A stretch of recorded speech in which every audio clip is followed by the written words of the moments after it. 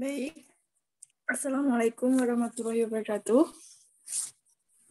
Waalaikumsalam Waalaikumsalam warahmatullahi wabarakatuh. Selamat pagi, salam sejahtera bagi kita semua yang sudah ikut partisipasi dalam acara pada pagi hari ini.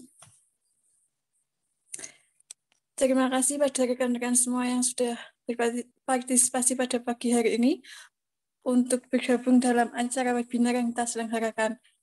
Baik, sebelum acara dimulai, marilah kita mengawalinya dengan bacaan doa. Berdoa mulai.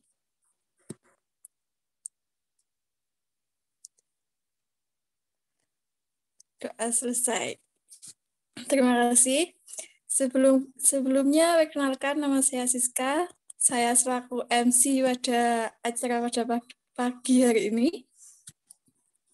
Sekedar mengingatkan ya untuk teman-teman, silahkan on cam semua yang ikut pada acara ini. Ya, on cam semua ya. Mana ini nilainya? Gak apa-apa, santai aja. Silakan yang mau on cam.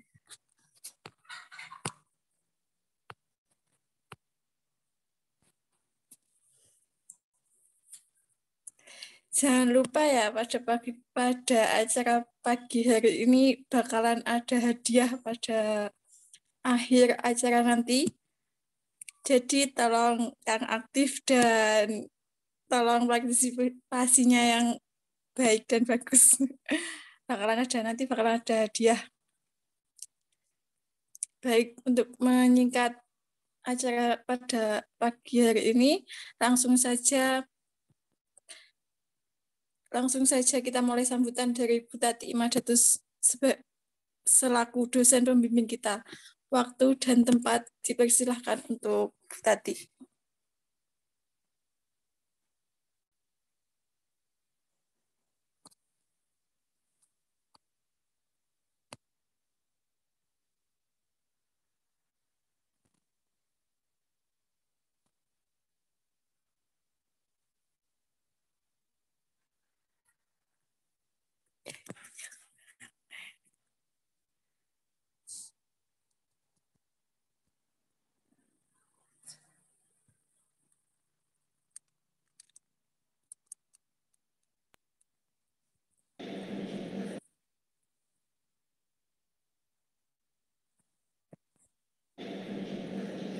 Bismillahirrahmanirrahim. Assalamualaikum warahmatullahi wabarakatuh. Bapak dan Ibu semuanya, serta seluruh peserta kegiatan psikoedukasi, perkenalkanlah nama saya Tati Imadatus Adati, MPSI Psikolog. Saya adalah dosen pengampu dari mata kuliah Kesehatan Mental, yang mana pada semester ini mahasiswa dan mahasiswi kami melaksanakan tugas ujian akhir semester dengan cara memberikan psikoedukasi pada beberapa institusi atau beberapa komunitas. Pertama-tama saya ingin mengucapkan terima kasih atas kesediaan Bapak dan Ibu semuanya serta adik-adik seluruh peserta dari kegiatan webinar, seminar, dan atau psikoedukasi yang telah berkenan memberikan dukungan untuk hadir sebagai peserta dalam acara ini. Dan yang kedua, saya ucapkan terima kasih yang sebesar-besarnya untuk seluruh Bapak Ibu yang mungkin berada dalam institusi tertentu yang telah memberikan kesempatan kepada mahasiswa dan mahasiswi kami untuk melaksanakan tugas UAS-nya bertempat di institusi Bapak dan Ibu semuanya. Dan yang ketiga, kegiatan psikoedukasi ini kami bertujuan agar masyarakat lebih luas dapat menerima, dapat memahami, dan juga berperan turut serta dalam pengembangan ilmu psikologi, dan juga semoga manfaatnya bisa dirasakan oleh para peserta untuk kita bisa lebih bermakna gitu ya, atau kita bisa lebih mencintai, atau kita bisa lebih menghargai diri kita sendiri, dan kita juga punya kesempatan untuk membantu orang yang ada di sekitar kita. Sekali lagi, saya ucapkan terima kasih. Semoga tema-tema yang disajikan oleh seluruh mahasiswa dan mahasiswi kami dapat bermanfaat untuk para peserta semuanya, Bapak, Ibu, adik-adik, dan seluruh yang hadir. Dan sekali lagi, saya mewakili sebagai dosen pengampu mata kuliah kesehatan mental, memohon maaf yang sebesar-besarnya apabila ada mahasiswa dan mahasiswa kami yang dipersilakan atau melakukan hal-hal yang mungkin dirasa kurang nyaman oleh Bapak Ibu semuanya serta seluruh peserta yang hadir. Selanjutnya, selamat mengikuti acara Psikoedukasi Kesehatan Mental tahun 2021. Selamat bertugas dan selamat berproses untuk mahasiswa dan mahasiswiku semuanya, dan selamat menikmati, selamat berbahagia. Terima kasih. Wassalamualaikum warahmatullahi wabarakatuh dan salam sejahtera.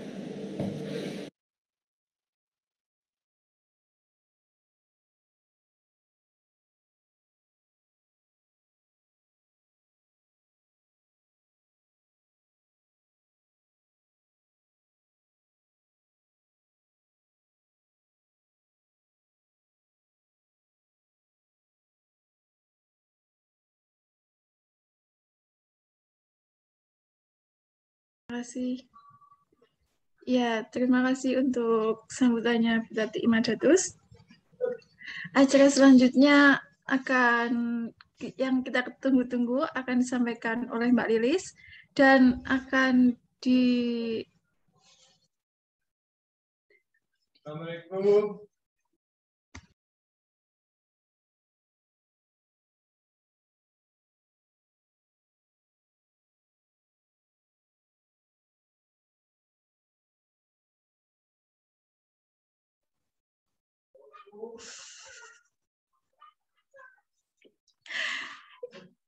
Ya, selanjutnya akan disampaikan Mbak Ani Mukhlisatun selaku moderator untuk memimpin berjalannya acara pada pagi hari ini. Waktu dan tempat untuk Mbak Ani dipersilahkan.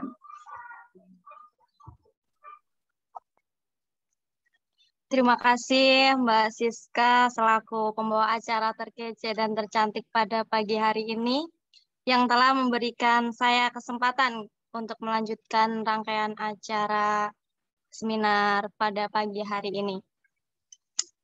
Sebelumnya, saya ucapkan terima kasih kepada semua peserta seminar yang sudah hadir pada acara pagi hari ini, tentunya meluangkan waktu weekend masing-masing ya. Perkenalkan, nama saya Ani Mukhlisatun Munawwaroh, biasa dipanggil Ani. Di sini saya yang akan memandu acara seminar pada pagi hari ini. Oke, yang belum on cam bisa on cam ya. Baik. Nah, teman-teman, di era pandemi ini tentunya kita banyak sekali kendala, masalah ya. Nah, entah itu sakit jasmani maupun rohani. Oleh karena itu, untuk kita mengetahui apakah kita itu benar-benar sehat, jasmani atau rohani, mari kita dengarkan pemaparan diskusi pada pagi hari ini. Oke, inilah dia pemateri kami, Mbak Lilis Rahmawati. Baik teman-teman, bisa disapa dulu Mbak Lilis Rahmawati. Selamat datang Mbak Lilis. Iya, Mbak Ani. Selamat pagi, teman-teman semuanya. Iya, tak kenal maka tak sayang teman-teman. Marilah kita dengarkan CV Mbak Lilis ya terlebih dahulu. Beliau bernama Lilis Rahmawati, lahir di Kediri pada tanggal 4 Januari 2000. Mbak Lilis belum menikah, domisili Kabupaten Kediri dengan segudang prestasinya yaitu juara 2 Duta Sosial Remaja Aksara Kediri, juara 1 Teknologi Tepat Guna Aksara Kediri, presenter terbaik Konferensi Nasional kelima Peneliti Muda Psikologi Indonesia, juara 1 Lomba Psikoedukasi Musabakoh Nasional IAIN Kediri. Pengalaman organisasinya sebagai Sekretaris Pengurus OSIS SMK N1 Grogol, Pengurus OSIS Kabupaten Kediri, Anggota Pramuka SMK 1 Grogol, Sekretaris 1 Ikatan Satuan Generasi Kediri, Penasihat Komunitas Peduli Sosial, relawan RA Ramadian, relawan komunitas Ngemong Indonesia ya hingga sekarang. Baik. Mbak Lilis mohon izin sebelum memaparkan materinya perlu saya sampaikan aturan diskusi pada pagi hari ini. Yang pertama, peserta diharapkan on kamera. Peserta wajib atau diharapkan interaktif ya dalam diskusi ini karena nanti akan ada door prize untuk penanya terbaik dan juga peserta teraktif. Peserta diharapkan mematikan mic selama penyampaian materi berlangsung. Kemudian peserta boleh mengirim pertanyaan lewat chat ataupun melambaikan tangan terlebih dahulu di sesi tanya jawab. Baik, seperti itu aturan diskusinya kurang lebih. Next, sesi berikutnya, yaitu acara yang udah kita tunggu-tunggu, yaitu acara materi, sesi materi oleh Mbak Lilis. Baik, dipersilakan Mbak Lilis.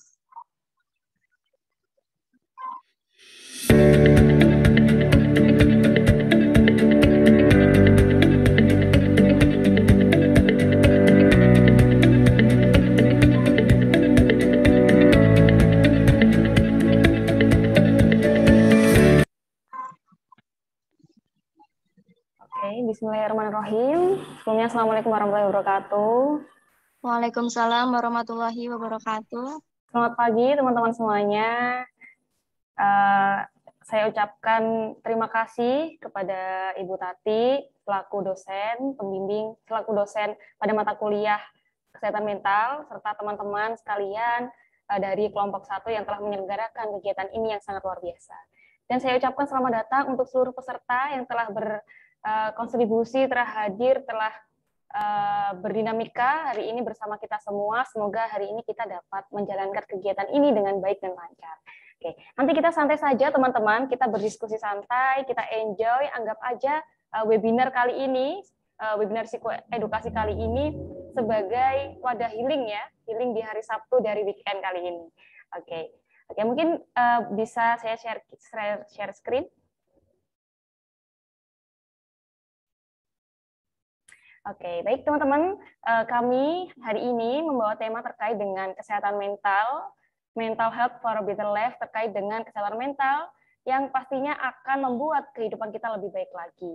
Di mana tadi sudah dijelaskan ya oleh Mbak Ani secara singkat bahwasanya kali ini di masa pandemi ini rawan sekali terjadinya gangguan-gangguan mental terkait dengan kondisi kita semua. Seperti itu karena PPKM, karena mungkin kuliah online, tugas online, sehingga terjadinya tekanan-tekanan di dalam kehidupan sehari-hari seperti itu. Oke, mungkin bisa dilanjut. Oke, nih saya mau bertanya nih teman-teman, kita bisa interaksi lewat kolom chat ya. Bagaimana nih kira-kira perasaan teman-teman pada hari Sabtu kali ini? Bisa ditulis di kolom chat. Seweneng pol, alhamdulillah. Terima kasih. Alhamdulillah baik. Oke, bahagia dan bangga. Alhamdulillah, terima kasih baik. Alhamdulillah bahagia. Alhamdulillah teman-teman di sini hari ini dalam keadaan yang baik, bahkan ada yang bahagia pol seperti itu ya. Oke. Selanjutnya, jika dikategorisasikan dalam zona-zona nih, teman-teman kira-kira berada di zona yang mana? Perasaan teman-teman hari ini berada di zona yang mana? Zona merahkah? Atau zona hijaukah? Atau zona birukah? Atau zona kuning? Jadi tak hanya di COVID ya, ada zona-zonasi terkait dengan kondisi wilayah, tetapi perasaan kita juga ada zona-zonanya seperti itu. Zona hijau, biru dan kuning. Oke. Hijau sama biru. Oke. Jingga. Enggak ada yang jingga. Oke, hijau. Biru dan kuning, hijau selalu. Alhamdulillah ya, teman-teman di sini sudah bisa merespon terkait dengan pertanyaan-pertanyaan saya hari ini. Oke, terima kasih teman-teman yang sudah menjawab. Semoga sehat selalu. Oke, selanjutnya terkait dengan apakah teman-teman hari ini sehat? Apakah teman-teman hari ini sehat, dalam keadaan sehat, bisa mengikuti webinar psikoedukasi kali ini? Alhamdulillah sehat. Alhamdulillah sehat. Oke. Baik, yang lain mungkin bisa menjawab juga bagaimana kondisi teman-teman hari ini?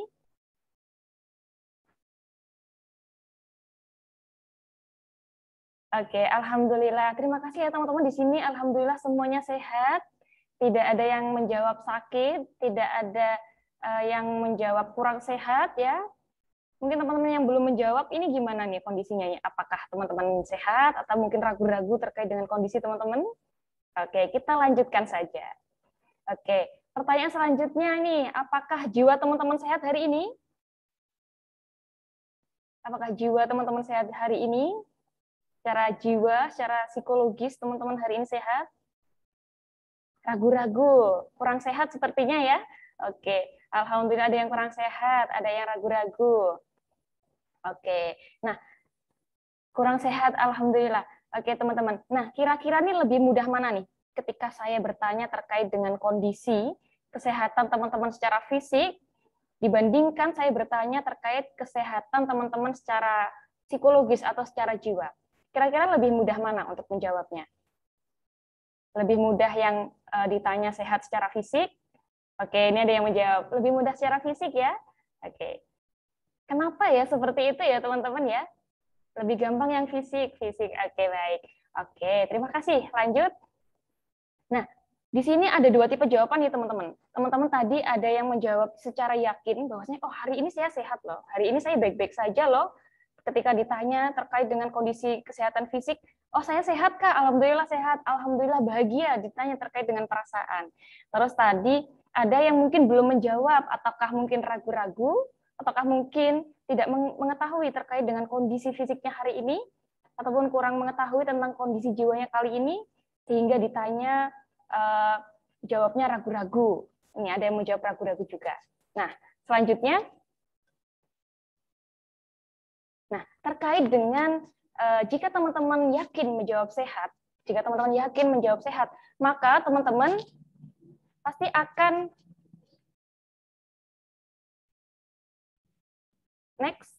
mengetahui seperti apa itu sakit. Nah, teman-teman tahu ya sakit itu seperti apa ya? Mungkin bisa ditulis di kolom chat, ya tahu. Mungkin ada beberapa yang mungkin mau menyebutkan sakit itu seperti apa? Sakit itu tidak sehat, betul sekali. Sakit hati, Kak. Wah. Merasa tidak enak badan, pusing, benar sekali ya. Jadi kondisi sakit secara fisik, ya teman-teman tadi mayoritas menyebutkan sakit secara fisik, bahwasannya saya nggak enak badan loh Kak, saya pilek loh, saya pusing. Berarti saya hari ini kurang sehat, berarti saya sakit gitu. Jadi teman-teman sudah mengetahui definisi dari sakit dan seperti apa itu sakit, seperti itu ya. Nah, jika teman-teman ditanya terkait dengan kondisi psikologisnya, teman-teman tahu nggak sakit secara psikologis atau sakit secara jiwa itu seperti apa? Oh, ini ada yang menjawab, nafsu makan menurun, benar banget. Terus, jika teman-teman ditanya sakit psikologis atau sakit secara jiwa itu yang seperti apa sih? Tahu nggak? Bad mood, betul.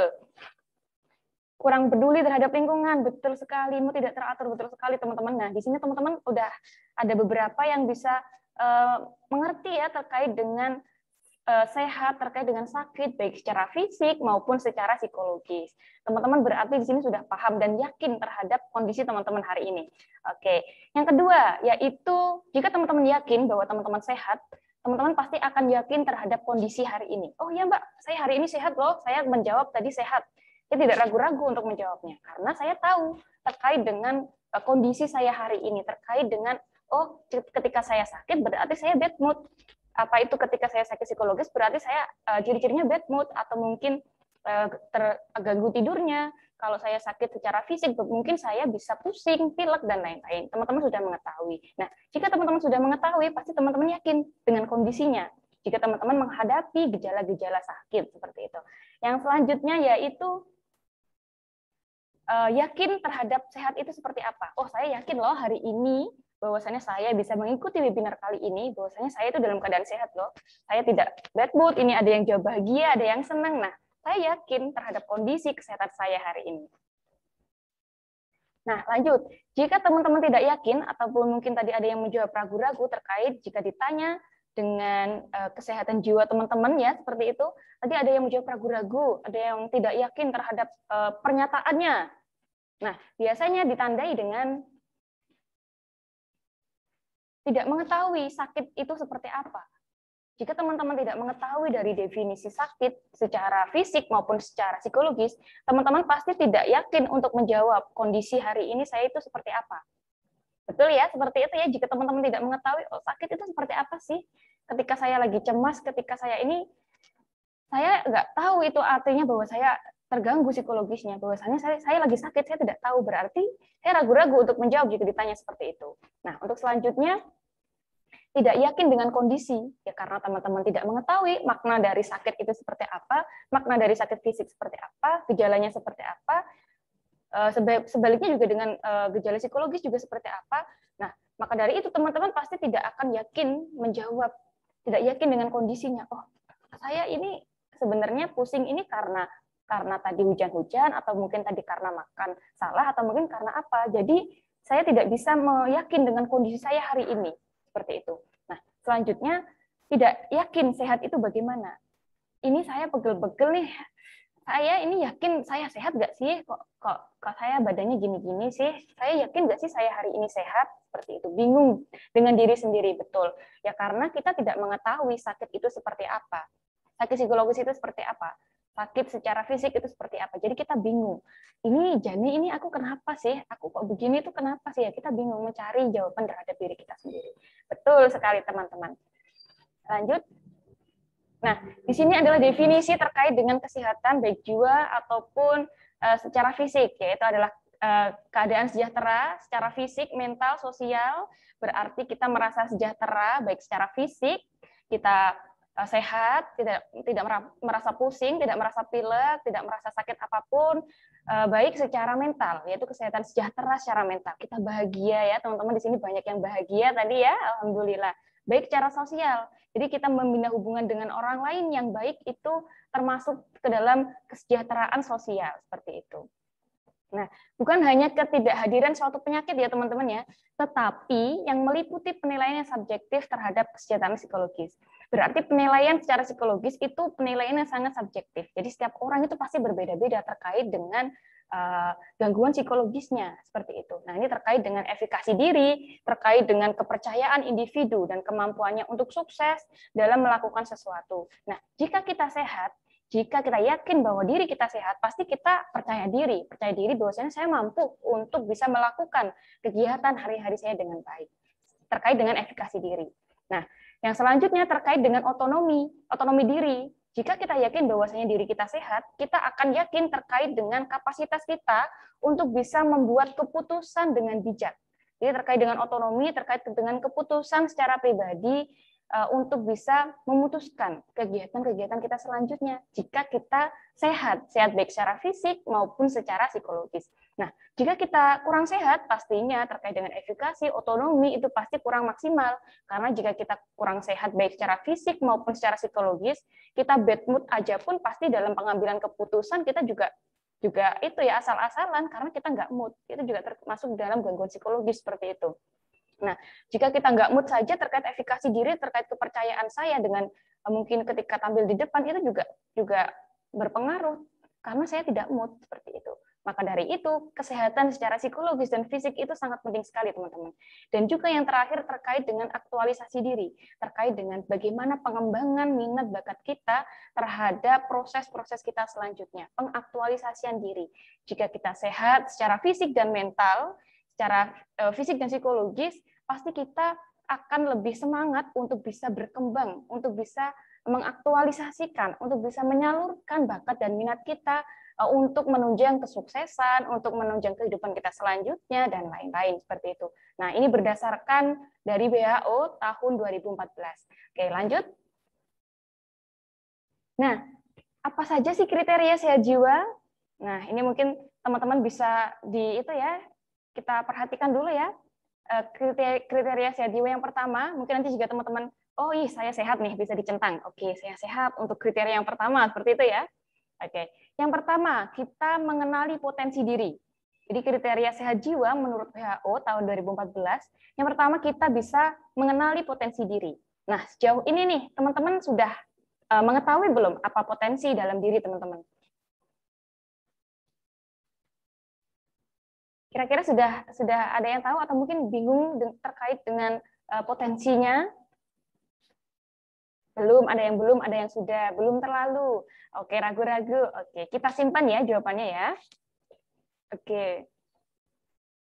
Oke, yang sudah, alhamdulillah. Yang belum, mari kita coba nanti mengkulik-kulik terkait dengan kondisi psikologis kita, seperti itu ya.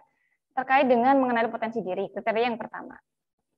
Oke, yang selanjutnya terkait dengan kemampuan menghadapi stres sehari-hari. Nah, apakah sejauh ini teman-teman sudah bisa memanajemen terkait mungkin emosi, terkait dengan mungkin ada tugas yang terlalu banyak, terus pikirannya menjadi, aduh, kok tugasnya banyak sekali, kita bisa memanajemen, oke, bisa satu-satu ya, dan lain-lain. Oh, kadang-kadang belum, jadi mayoritas belum ya, jadi belum mampu untuk menghadapi stres sehari-hari. Oke, selanjutnya, produktif. Apakah sejauh ini teman-teman sudah bisa produktif? Produktif terkait dengan kesehariannya, alhamdulillah sudah. Jadi produktif bukan berarti kita yang harus kegiatan yang gimana-gimana, tapi terkait dengan produktif, kita melakukan sesuatu hal dan kita itu senang melakukannya. Itu juga termasuk dengan produktivitas. Ketika kita sudah senang melakukan sesuatu, terus menghasilkan sesuatu bukan berarti selalu barang ya, tetapi kebahagiaan, ketenangan ketika melakukannya, itu juga termasuk dalam produktivitas, seperti itu. Oke, alhamdulillah. Selanjutnya, yaitu bermanfaat bagi orang lain. Nah, ini kriteria yang terakhir adalah bermanfaat bagi orang lain, teman-teman.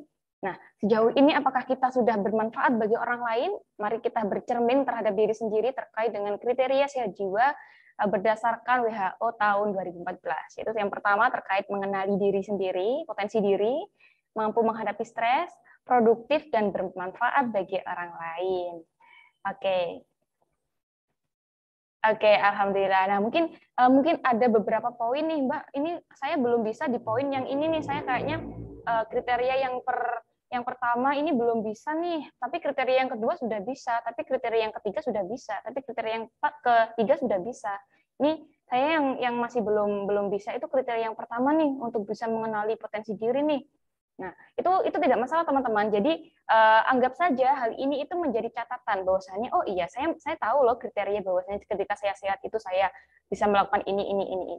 Nah, itu akan menjadi PR bagi diri kita sendiri bahwasanya oh iya saya ingin sehat berarti saya harus bisa mengenali potensi diri saya sendiri. Jadi mungkin teman-teman yang sejauh ini belum mengetahui potensi dirinya, setelah ini mencoba untuk oh apa ya potensi saya ya, seperti itu. Jadi agar masuk ke dalam kriteria sehat secara jiwa seperti itu.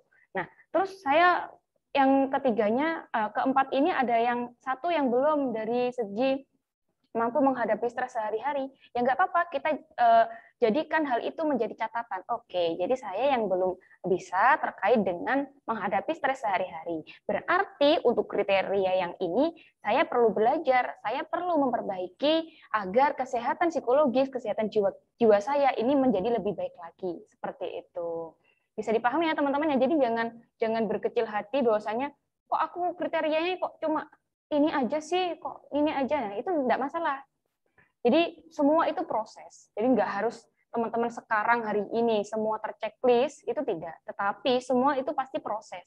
Mungkin saya yang belum masuk kriterianya ini yang produktif, Mbak. Saya ini kalau di rumah mager karena kuliahnya juga online, belajarnya juga online. Berarti wes aku cuma main HP dan mungkin tertidur saat apa itu pelajaran dan lain-lain. Nah, ketika kita sudah memahami hal itu kurang baik, itu sudah sangat luar biasa sekali. Kita karena kita sudah memahami seperti itu ya. Beda dengan kita tidak memahami terkait dengan kriteria sehat jiwa. Jadi literasi ini sangat penting teman-teman terkait yang tadi sudah saya jelaskan terkait dengan kesehatan. Jika kita tahu sehat bahwasanya oh saya akan menjawab dengan yakin bahwasanya saya sehat seperti itu. Lanjut. Nah, kebutuhan psikologis remaja. Nah, gimana nih ada dua kebutuhan psikologis remaja nih teman-teman ya. Jadi yang pertama terkait belongingness, yaitu remaja ini sangat butuh sekali perasaan diakui dan diterima tanpa syarat oleh lingkungan, baik di masyarakat, di keluarga, maupun di sekolah, seperti itu. Kita atau saya pun masih remaja ini ya, saya juga membutuhkan apa itu perasaan diakui dan diterima tanpa syarat oleh lingkungan. karena itu kebutuhan psikologis. Lah, Mbak, lalu kalau saya nggak itu, kalau saya merasa kurang diakui mungkin di lingkungan keluarga contohnya, ya pasti terganggu psikologisnya. Entah mungkin nanti jadi nggak nyaman di rumah, atau mungkin nanti memilih untuk kos, ya mungkin kalau mungkin mahasiswa yang jauh terus memilih untuk kos saja wes, padahal rumahnya dekat seperti itu. Nah, mungkin karena timbulnya ketidaknyamanan atau adanya prasangka tidak diakui dan tidak diterima. Atau mungkin jika di dalam hubungan pertemanan, jika mungkin kita ada teman satu circle ya, ketika kita di sana tidak dihargai, tidak diakui dan tidak diterima, otomatis gangguan psikologis kita juga ada terkait dengan kok aku nggak dibolos sih, kok aku itu sih ada apa ya itu perasaan gelisah, itu overthinking dan lain-lain, itu pasti timbul ketika kita tidak diterima dan tidak diakui oleh masyarakat, baik di keluarga, di lingkungan ataupun di sosial seperti itu. Nah, itu kebutuhan psikologis yang pertama, kebutuhan psikologis remaja. Yang kedua yaitu terkait dengan relationship, yaitu kita membina hubungan yang baik dengan orang tua, guru dan teman sebaya. Tadi sudah sempat saya singgung ya terkait dengan jika kita komunikasinya tidak baik di dalam keluarga, otomatis gangguan psikologis terhadap kita itu juga muncul. Ketika kita tidak nyaman di rumah, terus di rumah jadi mager-mageran, karena dimarahin, karena ini, jadi wes acuh tak acuh seperti itu. Nah, maka dari itu sekarang kita sudah mengerti ya teman-teman ya, terkait dengan kebutuhan kita, terkait kebutuhan psikologis kita, terkait dengan kebutuhan psikologis remaja. Bahwasanya kita butuh loh untuk diakui, kita butuh loh untuk bisa membina hubungan yang baik dengan orang lain. Nah, maka dari itu diharapkan dengan teman-teman mengetahui kali ini, teman-teman juga bisa menerapkannya dalam kehidupan sehari-hari. Jika teman-teman memiliki teman, mungkin kita nggak usah kayak mungkin rasan-rasan atau mungkin apa itu nggak bolo-boloan seperti itu ya, karena kita sudah mengetahui bahwasanya jika kita diposisikan seperti itu pasti kita juga nggak terima, pasti juga gangguan psikologis kita akan muncul terkait dengan kecemasan-kecemasan. Nah, ini juga berguna jika kita nanti menjadi orang tua. Menjadi orang tua itu juga sangat penting bahwasanya iya ya remaja butuh untuk diayomi, butuh untuk membina hubungan yang baik dengan remaja. Jadi pelajarannya tidak hanya di masa sekarang saja, tetapi ketika kita menjadi orang tua, kita juga akan mengerti. Karena kita sudah pernah merasakan di posisi remaja yang saat ini. Seperti itu. Nah, ini ada yang bully dan lain-lain. Nah, ketika kita sudah mengetahui bully itu apa itu nggak enaknya ketika kita tidak diterima oleh masyarakat itu seperti apa. Nah, maka dari itu, ketika kita sudah tahu terkait bullying, dampak bullying dan lain-lain, maka dari itu kita otomatis sudah mengerti terkait dengan terkait dengan psikologis teman kita jika kita melakukan hal itu kepada teman kita. Kebanyakan orang-orang yang melakukan bullying, orang-orang yang melakukan penindasan terhadap orang lain itu orang-orang yang kurang mengetahui literasi tentang bullying dan lain-lain seperti itu. Sama halnya seperti sehat tadi, jika orang tersebut tidak mengerti terkait dengan kesehatan fisik maupun kesehatan psikologisnya, orang tersebut pasti acuh tak acuh dengan kondisinya. Seperti itu. Tetapi jika orang tersebut mengerti bahwasanya bullying itu tidak enak loh, dibully itu tidak enak loh, berarti ya saya tidak boleh melakukan hal ini kepada orang lain. Seperti itu. Oke, bisa dipahami ya teman-teman ya terkait dengan kebutuhan psikologis remaja, di mana kita juga harus saling mengisi antar teman. Ya, jika teman kita membutuhkan mungkin pengakuan, terus diterima, ya kita juga harus bisa menerima dengan baik teman-teman kita seperti itu. Selanjutnya, nah ciri-ciri remaja sehat. Ini yang pertama, sehat secara akademis, terlihat semangat dan terlibat secara akademis ya. Jadi teman-teman bersemangat untuk melakukan aktivitas di sekolah, semangat untuk melakukan kegiatan sehari-hari, ikut terlibat dalam kegiatan akademis, ikut terlibat dalam lingkungan masyarakat. Nah, ini salah satu ciri-ciri bahwasanya kita itu sehat, baik secara fisik maupun secara psikologis. Nah, yang kedua yaitu aman secara fisik dan emosional. Berarti fisik kita sehat, tidak merasakan pusing, mual, pilek, dan lain-lain. Terus secara emosional kita bisa mengendalikan emosi kita bisa memanajemen, hari ini saya tidak mood nih ya. Tetapi ketika dihadapkan dengan banyak orang, ketika dihadapkan dalam lingkungan yang sebaiknya kita tidak bisa mengeluapkan emosi-emosi kita bisa mengendalikan hal itu.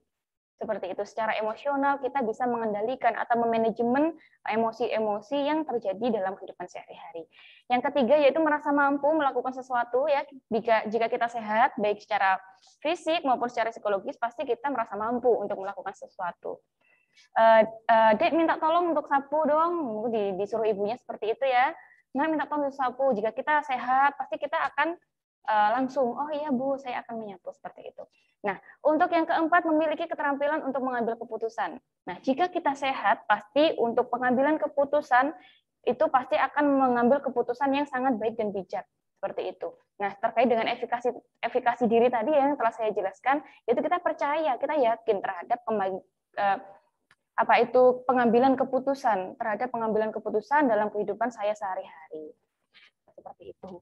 Nah, jika kita kurang sehat, otomatis kita untuk mengambil keputusan pun juga ragu-ragu ya, karena diri saya aja kurang sehat, bagaimana saya bisa mengambil keputusan seperti itu. Nah, yang kelima yaitu sehat secara fisik dan jiwa. Teman-teman tadi sudah mengetahui ya kriteria terkait dengan kesehatan fisik secara fisik dan secara psikologis seperti itu. Lanjut. Nah, kemana sih kita harus mencari pertolongan? Kemana sih ketika saya lagi sedih, ketika saya lagi sakit, baik secara sakit secara fisik maupun secara psikologis, kemana saya harus mencari pertolongan? Itu yang pertama, kita ke dokter ya, otomatis ya, jika kita sakit, jika kita demam, kita pasti ke dokter, ke orang yang memang ahlinya seperti itu. Terus, jika kita sakit secara psikologis, kita bisa ke psikolog, bisa ke konselor, mungkin butuh teman curhat, ataupun juga bisa ke teman sebaya atau orang yang dipercaya, bisa orang tua, guru, dan lain-lain. Nah, kira-kira ini teman-teman lebih senang curhat ke teman atau ke orang tua atau ke guru nih kira-kira nih? Ke teman ya? Teman yang bisa dipercaya, oke. Nah, mungkin kira-kira ada yang orang tua juga. Oke, ada yang teman, kebanyakan teman ya. Ya karena kita sebagai remaja merasa satu circle ya terkadang sama teman kita, ke sahabat. Nah, ini ada yang jika tidak ada bagaimana, Kak? Nah, ini perlu dikulik lagi nih, tidak adanya karena apa? Atau mungkin karena adanya trauma, karena aku dulu pernah cerita ke temanku terus diomong-omong nih, diceritakan ke orang lain. Saya jadi nggak nyaman curhat sama teman saya seperti itu. Nah, ini ada yang curhat ke diri sendiri. Nah, terkadang ke psikolog, orang tua dan teman. Ya, alhamdulillah ya teman-teman sudah bisa mencurahkan jika saya lagi butuh pertolongan saya harus kemana. Nah, terkadang curhat itu tidak harus kepada orang seperti itu ya teman-teman. Mungkin bisa ada yang tipikalnya curhat ke menulis, ya, menulis. Mungkin ada yang mungkin dengan berdoa atau mungkin dengan berdoa kepada Tuhan dan lain-lain. Itu pasti tergantung dengan masing-masing orang seperti itu. Lanjut. Nah, saat teman-teman semuanya merasa ada tekanan yang terlalu kuat, terus sulit fokus, tidak produktif, tidak bermanfaat untuk lingkungan, terus mungkin cemas, gangguan tidur, dan lain-lain, segera berceritalah kepada teman sebaya, orang tua, guru, atau mungkin dapat sekarang sudah banyak sekali ya kayak aplikasi online yang memfasilitasi teman-teman untuk bercurhat. Mungkin yang sekarang bisa relevan ada Relief ya, Relief mungkin bisa teman-teman curhat di sana. Terus ada juga fasilitas dari Dinas P2KB P3A Kabupaten Kediri, itu ada Let's Talk. Nah, itu juga gratis teman-teman. Nah, silakan teman-teman manfaatkan fasilitas-fasilitas dari pemerintah, dari mungkin hal itu terkait dengan curhat seperti itu teman-teman. Jika ada yang saya nggak percaya Mbak dengan teman saya nggak ada orang yang saya percayai. Nah, mungkin teman-teman bisa curhat secara online seperti itu. Nah, ini karena curhat itu sangat penting sekali ya teman-teman ya, terkait dengan kondisi kita. Jika kita curhat kepada orang lain, pasti kita akan dibantu, walaupun hanya mungkin didengarkan saja ya, terkadang cuma didengarkan saja, kita sebagai yang curhat itu sudah senang sekali. Ya, kita sudah senang sekali. Teman-temanku sudah mau mendengarkan dengan baik, itu sudah senang sekali, walaupun terkadang permasalahannya itu juga tidak kelar seperti itu. Nah, sebenarnya jawaban dari permasalahan-permasalahan teman-teman itu ada pada diri teman-teman sendiri. Lalu karena apa kok saya nggak bisa menjawabnya, Mbak? Itu karena teman-teman merasa ada tekanan, sulit fokus, dan tidak produktif. Ya, dengan hal itu teman-teman tidak bisa memutuskan keputusan dengan baik, tidak bisa berpikir dengan baik terkait dengan permasalahan-permasalahan. Maka dari itu sangat penting sekali, sangat dianjurkan sekali teman-teman untuk curhat. Sehingga teman-teman temannya yang kita jika curhat ya, mungkin bisa memberikan wadah, oh iya ya, seharusnya nanti kalau begini gimana, kalau begini gimana, seperti itu. Berarti kita kalau kita merasa kurang sehat, itu kita sulit untuk mengambil keputusan. Maka dari itu kita curhat dulu biar tenang, baru kita bisa mengambil keputusan seperti itu. Lanjut. Nah, ini yang terakhir nih. Nah, jadi terkait dengan pemaparan saya tadi, sudah mengerti ya, apakah jiwa teman-teman hari ini sehat? Pertanyaannya, telah mengetahui kriterianya apa? Nah, ada yang kurang sehat, kurang sehat. Oke. Terima kasih teman-teman semuanya. Alhamdulillah cukup yakin kurang sehat.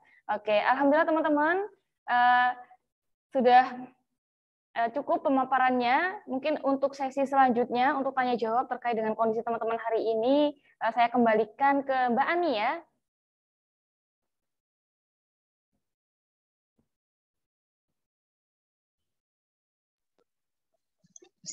Baik, terima kasih Mbak Lilis Rahmawati. Luar biasa sekali ya pemaparan materinya pagi hari ini ya. Semoga bermanfaat untuk kita semua. Baik, berhubung sudah selesai pemaparannya dan diskusi dan penyampaian materinya, saya akan memberikan kesimpulan terlebih dahulu sebelum memasuki sesi tanya jawab ya untuk teman-teman nanti. Yaitu dari pemaparan tadi saya bisa mengambil kesimpulan bahwa setiap orang memiliki masa sedih, masa senang, masa sulit, masa lalu mungkin ya bahkan. Tapi kita tidak perlu terlalu menyakiti diri dengan menyentuh luka-luka itu, dengan misalnya ada masalah apa ya, tidak perlu terlalu menyentuh. Karena setiap orang pasti pernah berbuat salah gitu kan. Pasti ada malasnya juga, ada sedihnya juga gitu kan. Karena memang ada beberapa hal yang tidak bisa kita ubah dalam hidup. Yang bisa kita lakukan saat ini ialah menerima setiap perjalanan yang menjadikan diri kita lebih baik lagi dari hari kemarin. Dengan begitu kita bisa menjaga kesehatan mental kita ya jauh lebih baik karena kita fokus ke masa depan seperti itu. Nah, teman-teman, sekarang sesi tanya jawab. Silakan teman-teman yang mau bertanya, dipersilahkan boleh lewat chat atau melambaikan tangan terlebih dahulu langsung. Oke. Di sini ada Kalimatus Sa'diyah. Ada Mailina. Kalimatus Sa'diyah dulu ya. Assalamualaikum Kak, mohon izin bertanya. Yang pertama itu, apakah orang yang sakit mental itu tahu kalau kalau jiwanya itu sedang tidak baik-baik saja, dan bagaimana caranya agar mengetahui, bagaimana cara agar mencegah jika mungkin mentalnya itu memang tidak baik-baik saja, dan apakah memendam apa yang kita rasakan, yang kita lalui itu bisa membuat kita sakit jiwa atau mungkin mental kita terguncang? Baik, itu saja, Kak. Oke, terima kasih Kalimatus Sa'diyah.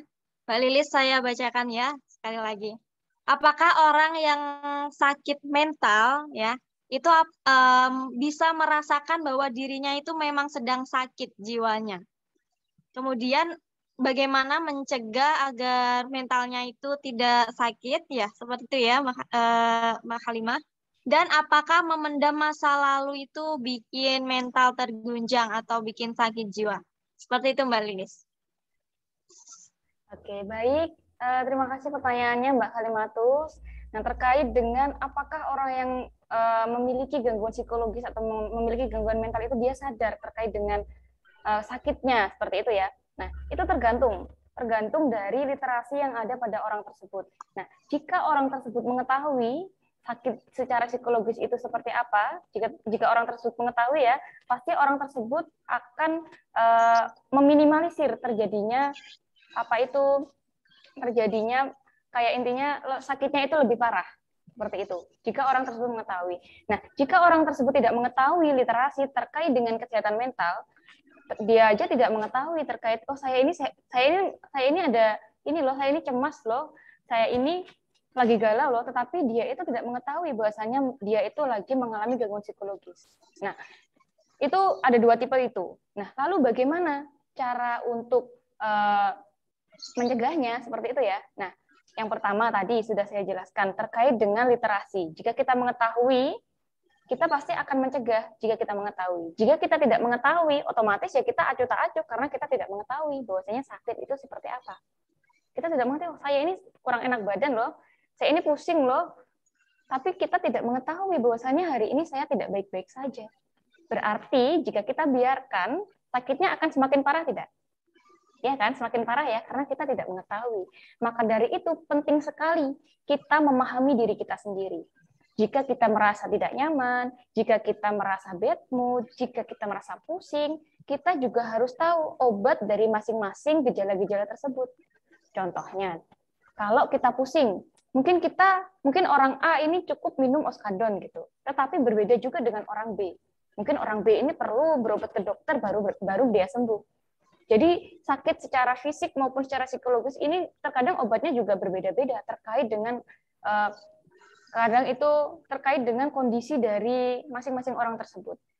Nah, jika dilihat dari gangguan psikologis, kadang ada orang yang merasa cemas, merasa tidak nyaman, sumpek itu dengan healing kadang ya. Sekarang bahasa trennya seperti itu ya. Nah, mungkin dengan healing seperti itu dia sudah merasa tenang, ya dia itu tahu obatnya. Jika saya merasa tidak nyaman, jika saya merasa sumpek dan lain-lain, maka saya akan healing. Mungkin healingnya setiap orang juga berbeda kan ya. Mungkin ngopi, mungkin ada yang jalan-jalan, dan lain-lain. Maka dari itu, bagaimana cara mencegahnya? Yaitu kita memahami diri kita sendiri. Mengetahui, obatnya saya, ini loh, ketika saya lagi sakit, baik secara fisik maupun secara psikologis. Obatnya saya ini loh, ketika saya lagi sakit. Nah, itu yang mungkin kadang jarang dipahami oleh orang-orang. Nah, jika orang tersebut tidak memahami bahwasanya saya ini sakit secara psikologis, ya mereka tidak akan mengetahui. Ya karena literasinya kurang dan dia tidak bisa memahami kondisi dirinya. Dia selalu memaksakan apa yang ada dalam dirinya. Contohnya nih, ketika saya sudah sumpek dan lain-lain, sudah merasa tidak mood, tidak ini, tidak itu, tetapi saya memaksakan diri untuk bisa kok, bisa. Itu terkadang juga ada plus minusnya. Ada orang yang hanya dengan afirmasi, oke, kamu baik-baik saja, kamu bisa kok. Itu ada orang yang itu sudah mereda untuk gangguan psikologisnya. Ada orang yang kadang perlu penanganan khusus, mungkin curhat ke orang lain, baru dia mereda. Ada mungkin yang healing, atau mungkin ada yang apa. Itu terkait dengan terkait dengan individual masing-masing seperti itu. Nah, lalu memendam ya tadi ya. Jika orang tersebut memendam, nah itu juga sangat berbahaya sekali pastinya ya. Jika kita sakit terus kita pendam dan tidak kita obati, otomatis sakitnya akan parah. Benar ya? Nah, sama saja dengan sakit psikologis. Jika kita tidak mengetahui obatnya, jika diri kita sendiri saja tidak paham dengan diri kita, saya obatnya ini loh, bagaimana orang lain bisa mengetahui? Diri kita aja nggak tahu, apalagi orang lain. Nah, jika kita pendam, kita sembunyikan, bisa dipendam sendiri, itu pasti akan menjadi bumerang dari dalam diri kita. Nah, ini saya ada cerita nih terkait dengan hal ini ya. Nah, itu ada kemarin ketika saya mengikuti workshop kesehatan mental, itu ada orang-orang yang dia nggak suka bercerita dengan orang lain karena adanya trauma karena kok diomong-omongnya dan lain-lain. Nah, hal itu menyebabkan dia memendam segalanya itu sendiri.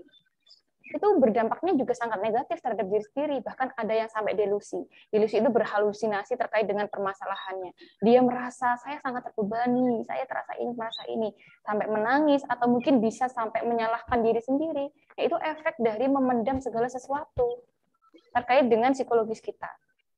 Jadi obatnya tadi ya, itu yang harus kita tahu, Mbak Halimatus. Jadi yang pertama, kita tahu dulu, obat diri saya ini apa? Jika saya merasa tidak nyaman, jika saya merasa mungkin overthinking ya, mungkin nonton film atau apa. Nah, mungkin itu bisa kita kulik-kulik bersama-sama. Seperti itu Mbak Kalimatus, mungkin ada respon?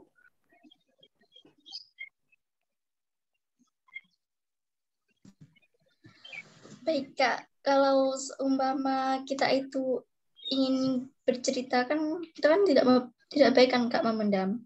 Kita ingin bercerita, tapi mereka itu tidak menerima apa yang kita ceritakan, itu kayak mereka menganggap kita itu menentang apa yang mereka katakan. Jadi itu membuat kayak kita itu merasa harus menjauh gitu. Oke, baik. Nah, permasalahan-permasalahan itu sangat banyak sekali ya pada remaja-remaja.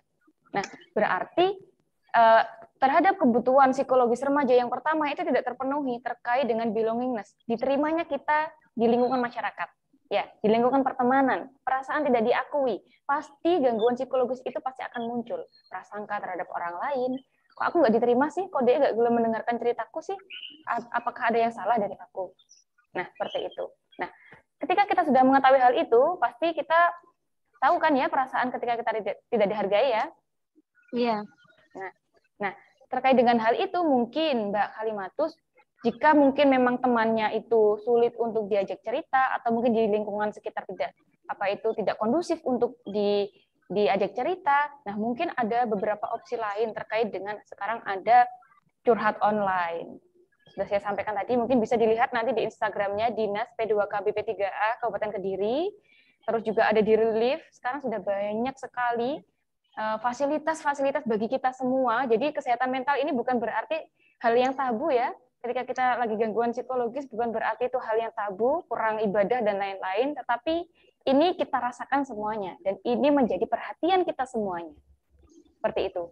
Jadi mungkin jika teman-temannya kurang respect ataupun mungkin tidak ada orang yang dipercayai, bisa curhat ke online seperti yang saya rekomendasikan tadi, Mbak Kalimatus. Sudah ya Mbak Lilis. Oke, selanjutnya ada Mailiana ya, yang mau bertanya langsung dulu ya. Mailiana Zaratus Soliha.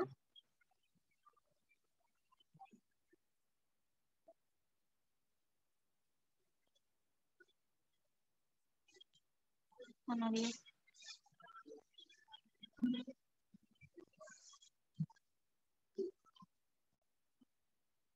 Halo? Jadi bertanya. Oh, di chat. Oke, Mailana langsung ya? Atau dinyalakan dulu itunya, mic-nya?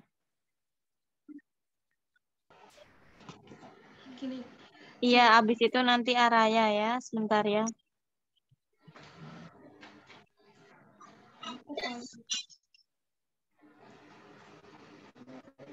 Jadi terkadang ada anak itu kayak memendam perasaannya, terus melampiaskan dan menyakiti diri sendiri gitu. Ada banyak di teman aku kayak gitu, terus cerita kan, nyakitinnya itu di fisik, kan itu yang sakit mentalnya. Kayak biasanya dia panik attack gitu,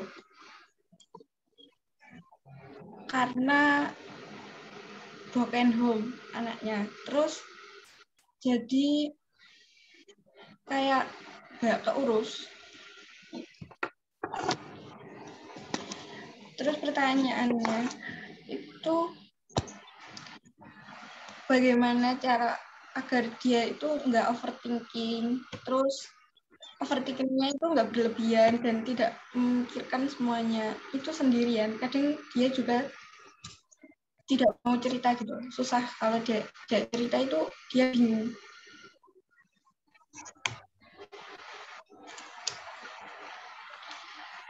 Terus waktu di sekolah anaknya itu juga diam, nggak berbaur sama teman, padahal teman salah satunya itu ngajak bicara, ngajak biar dianya itu nggak merasa tertekan atau nggak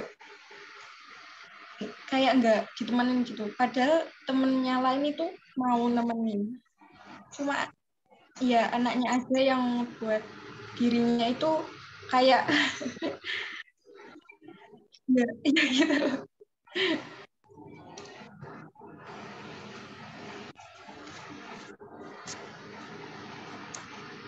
Sudah Mbak Mailiana, aduh namanya bagus banget, Mailiana. Sudah ya? Udah, ya nanti kalau ada lagi. Oke. Terima kasih Mbak Mailiana atas pertanyaannya. Baik Mbak Lilis, jadi bertanya bagaimana agar tidak overthinking atau tidak memendam perasaannya sendiri ya, menyakiti dirinya sendiri. Ini dari kasus seorang anak yang memendam perasaannya sendiri dan menyakiti dirinya sendiri, meskipun temennya ngajak bicara, si anak tetap diam. Memang dari keluarga broken home, maaf sekali ya, dan gak keurus. Jadi dia tuh sering panik juga gitu Mbak Lilis. Jadi gimana sih biar gak overthinking lagi gitu. Terima kasih. Oke, baik. Terima kasih Mbak Meliana ya terkait dengan pertanyaannya. Nah, di sini tidak bisa kita pungkiri ya teman-temannya bahwasanya di lingkungan sekitar kita juga banyak sekali mungkin teman-teman kita, saudara-saudara kita itu memiliki gangguan psikologis atau mungkin bahkan diri kita sendiri. Nah, ini sangat perhatian sekali Mbak Meliana ya mau membantu temannya untuk bagaimana sih caranya teman saya ini biar tidak overthinking seperti itu.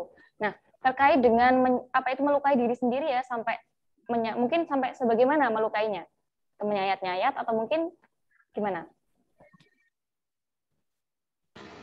Jadi nyakitinnya itu di bagian sini. Oke, terus ya. Mana gitu. Oke, itu kemarin saat saya juga menjadi konselor untuk ini ada seseorang juga yang sama persis dengan hal ini, yaitu dia itu juga broken home, terus juga self harm, kayak biasanya kita menyayat-nyayat diri sendiri, melukai diri kita sendiri. Terus saya tanya, apakah nggak sakit kamu seperti itu? Ya sakit Mbak, tetapi saya lega, setelah melakukan itu saya lega, saya nyaman. Tetapi jika dia dihadapkan dengan banyak orang atau mungkin jika ditanya terkait dengan permasalahannya, dia itu akan panik. Dia akan tidak nyaman ditanya dengan orang lain.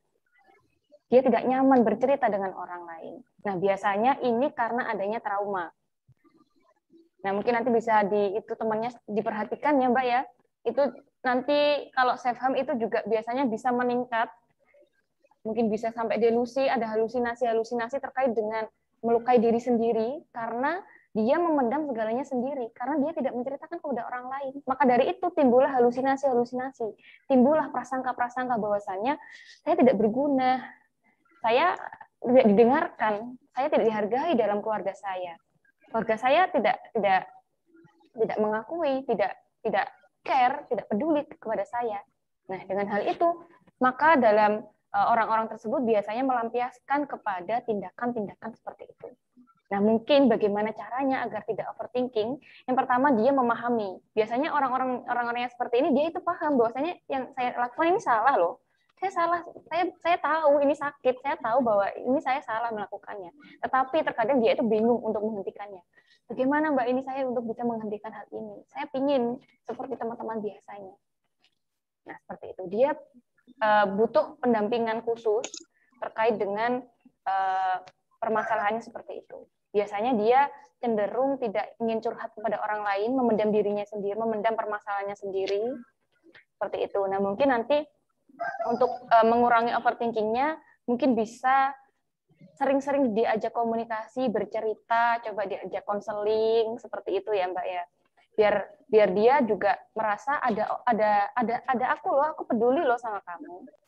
Ya kan karena dia merasa di rumah itu broken home, berarti dia merasa tidak ada orang yang menghargai aku. Tidak ada orang yang dipercayai. Nah, untungnya teman-teman seperti Mbak Meiliana ini itu peduli ya dengan teman-temannya ya.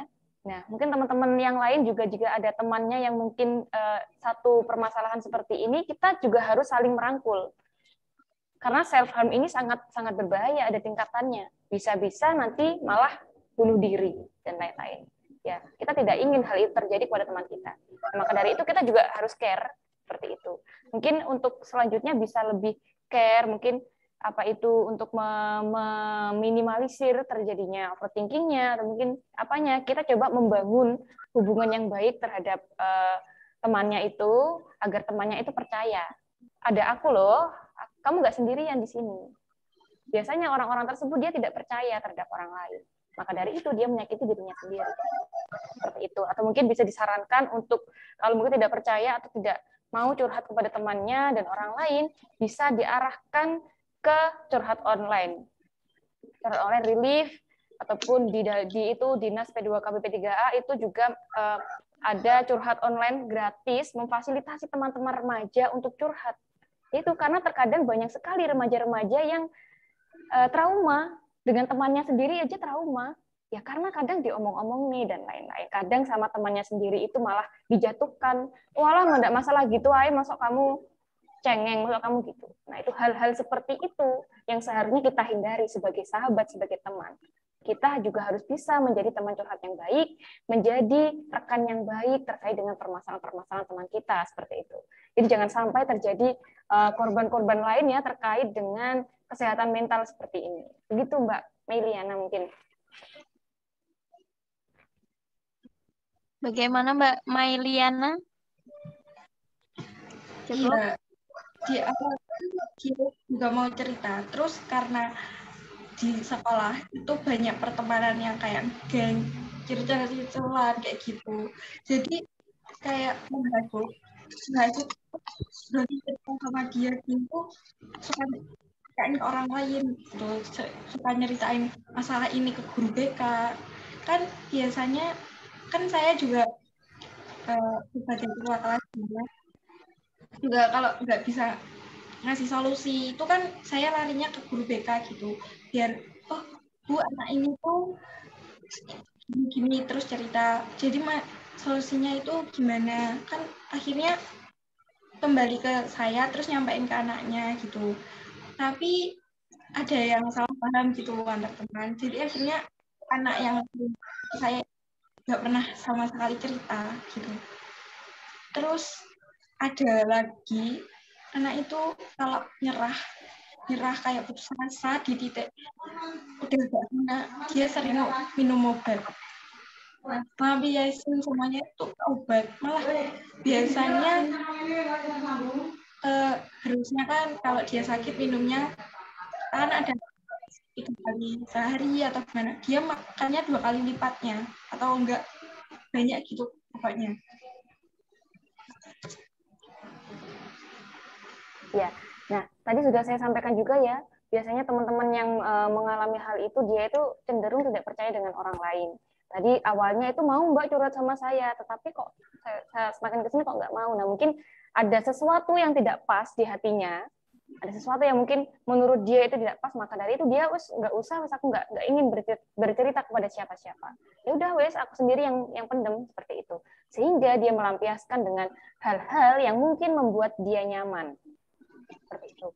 Nah, maka dari itu tugas kita nih bagi orang-orang yang alhamdulillah tidak mengalami kendala seperti itu, ya kita juga harus respect, kita juga harus peduli, kita juga harus bisa menjadi teman curhat yang baik.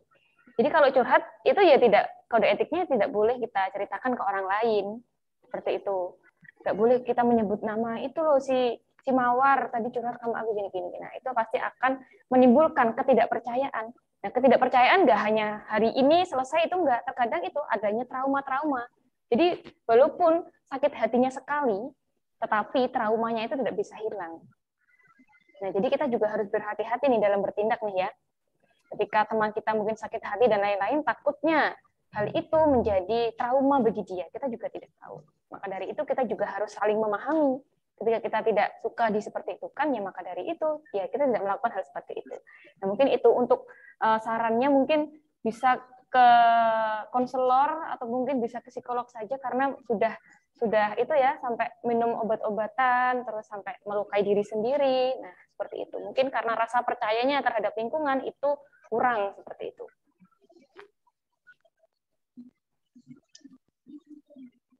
Cukup ya Mbak Meilana. Kita akan lanjut ke pertanyaan berikutnya dari Araya ya. Silakan Mbak Araya.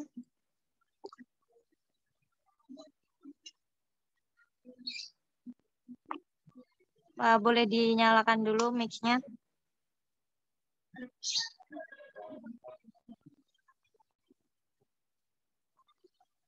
Oh, mic-nya tidak bisa ya?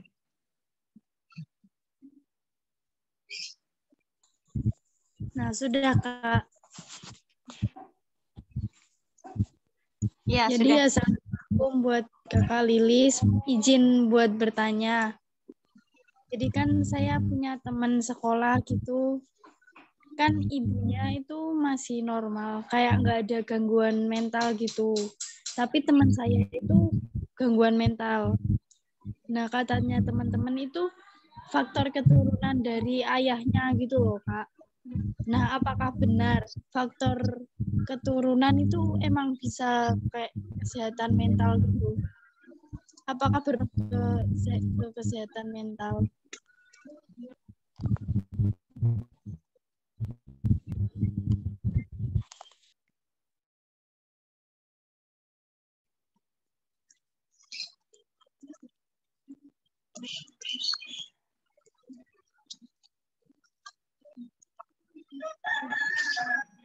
Bisa diulang Mbak Raya tadi, temennya itu gangguan mental.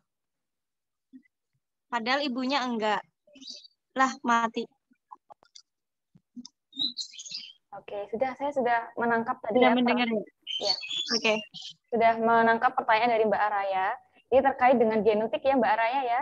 Bahwasannya ibunya itu normal, terus dilansir ya bahwasannya bapaknya itu mungkin ada gangguan psikologis seperti itu. Itu anaknya juga memiliki gangguan psikologis. Apakah genetik itu juga berpengaruh terkait dengan gangguan psikologis? Jawabannya iya, seperti itu. Terkait dengan genetik, tetapi juga ditunjang dengan lingkungan di rumahnya, terus pola asuh, itu juga berpengaruh terhadap perkembangan dari genetiknya itu sendiri. Awalnya mungkin cuma genetiknya mungkin 5% mungkin ya dari ayahnya itu ya, mungkin 5%. Tetapi jika anak tersebut ditangani oleh pola asuh yang kurang tepat atau mungkin dengan lingkungan yang mungkin menjudge atau mungkin lebih mengolok-ngolok atau mungkin tidak menerimanya, maka dari itu kesehatan mentalnya pasti akan menambah seperti itu. Bahwasanya mereka bahwasanya dia akan merasa bahwasanya saya ini memiliki gangguan, itu pasti akan melekat pada diri anak tersebut. Jika anak tersebut diterima dengan baik, pola asuh yang baik, terus penanganan yang baik terhadap kesehatan mentalnya, orang tuanya tahu terkait dengan kondisinya, mungkin di terapi atau mungkin ke psikolog dan lain-lain, itu pasti akan meminimalisir terjadinya genetik tersebut, meminimalisir atau mengurangi gangguan psikologisnya seperti itu, Mbak. Jadi tetap tergantung dari pola asuh. Kalau pola asuhnya itu mendukung dia untuk genetiknya itu berkembang, jadi terbiasa kan ya, jadi melekat, ya itu pasti akan melekat selamanya. Tetapi itu bisa diminimalisir dengan terapi, dengan mungkin psikolog dan lain-lain seperti itu. Dengan lingkungan itu juga berpengaruh. Seperti itu, Mbak Araya.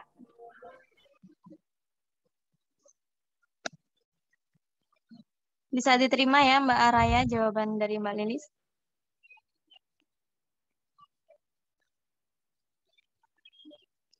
Mati lagi mic-nya.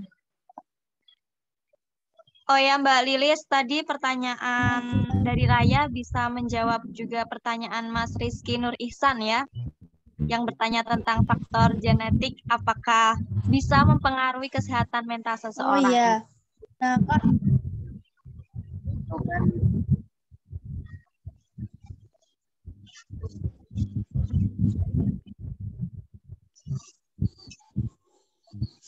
Macet lagi, ya, Kak. Terus kan dia itu di sekolahan tuh kayak murung, pendiam gitu.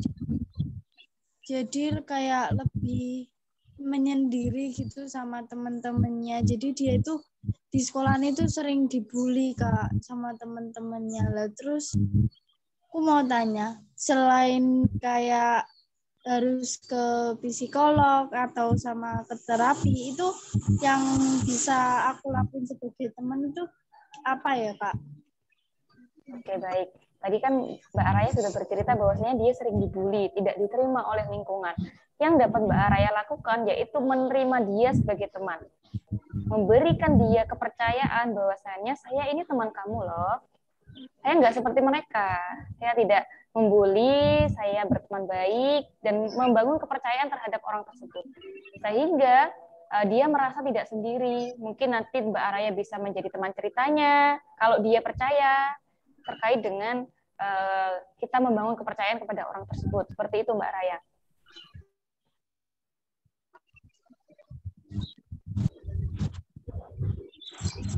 Intinya kita kayak lebih ngasih rasa nyaman ke dia gitu ya, supaya dia percaya sama kita. Iya Mbak Araya, betul sekali.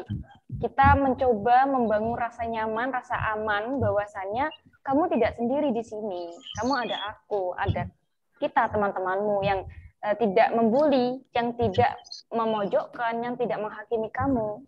Seperti itu. Jadi dia agar dia tidak sendiri, seperti itu intinya. Kan dia kan pendiam, murung sendiri begitu ya. Nah, mungkin nanti Mbak Araya bisa lebih mendekatkan diri. Oh, ini saya teman kamu loh. Kamu jangan sendiri saja. Ayo kita mungkin makan bersama. Kita beli makanan bersama. Nah, seperti itu. Iya, Kak. Terima kasih. Sudah sangat membantu sekali. Baik, terima kasih Raya. Sekarang lanjut ke ini siapa ya namanya pakai nomor 8991.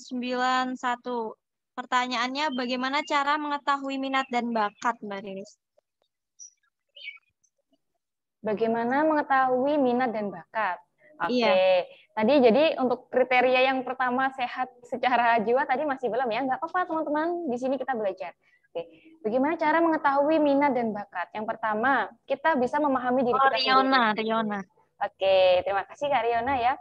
Kita memahami diri kita sendiri. Yang pertama itu, jika kita tidak memahami diri kita sendiri terkait mungkin dengan ditanya kesehatan, pasti kita juga tidak memahami apa yang kita senangi dan apa yang tidak kita senangi.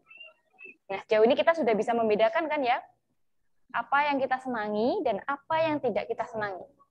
Jika kita sudah bisa membedakan hal tersebut, nah dengan hal itu kita juga bisa mengaktualisasikan bahwasannya jika aku senang hal ini, maka aku akan mengembangkan hal ini. Nah, itu akan bisa menjadi minat. Nah, minat dan itu bisa ditekuni terus. Seperti itu. Jadi yang pertama kita memahami sendiri dan kita memahami diri sendiri dan kita juga bisa membedakan mana yang saya suka dan mana yang saya tidak suka. Mungkin untuk dasarnya seperti itu. Nah, setelah itu, setelah kita mengetahui, setelah kita memahami diri sendiri terkait dengan minat dan bakat kita kembangkan. Seperti itu. Kalau mungkin kita tidak memahami terkait dengan hal yang saya sukai dan hal yang tidak saya sukai, mungkin setelah ini kita coba berlatih. Seiring berjalannya waktu ya, minat dan bakat tidak semerta-merta lahir kita punya minat dan bakat, tidak. Tetapi kita adanya minat dan bakat itu terjadi karena proses, karena perjalanan hidup teman-teman, karena adanya catatan-catatan atau jejak-jejak dalam kehidupan teman-teman, seperti itu. Jadi kita coba untuk terus mengaktualisasikan diri, mengembangkan diri, siapa tahu itu menjadi potensi bagi kita, seperti itu. Jadi jangan malu-malu untuk kita mencoba, jangan malu-malu untuk kita belajar ya. Nah, siapa tahu itu menjadi bakat kita, seperti itu. Seperti itu, Mbak Riona apa siapa tadi? Riona, oke. Lanjut Mbak Lilis ya pertanyaannya. Terima kasih ya Mbak Riona. Lanjut ke Rini Novita. Kak, kalau sering ngobrol sama diri sendiri itu kenapa? Oke, kenapa sih kita sering mengobrol dengan diri sendiri seperti itu ya? Iya. Nah, ada plus minusnya terkait hal itu ya. Jika kita mengobrol dengan diri sendiri terkait dengan afirmasi, terkait dengan oke, hari ini kamu baik loh. Kita mengobrol dengan diri kita sendiri ya. Hari ini kamu baik loh, hari ini kamu sangat luar biasa loh, sudah bisa bekerja sejauh ini, sudah bisa belajar sejauh ini, itu terkait dengan berbicara kepada diri kita sendiri. Nah, jika hal itu mungkin hal yang negatif terkait dengan tekanan-tekanan setiap hari itu kita pendam ya, jadi terkait dengan diri kita sendiri, itu juga akan menjadi hal yang negatif. Maka dari itu kita juga seimbangkan antara kita bisa berbicara dengan diri sendiri terkait dengan afirmasi, dan kita juga bisa curhat kepada orang lain terkait dengan tekanan-tekanan yang memang benar-benar tidak bisa kita kendalikan. Seperti itu. Nah, itu karena kita juga harus bisa membedakan hal itu. Itu berbicara kepada diri sendiri itu yang seperti apa, kalau boleh tahu?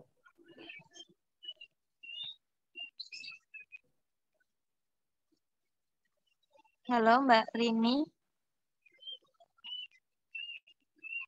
Mbak Rini, apakah masih ada di sini ya? Ada, masih ada.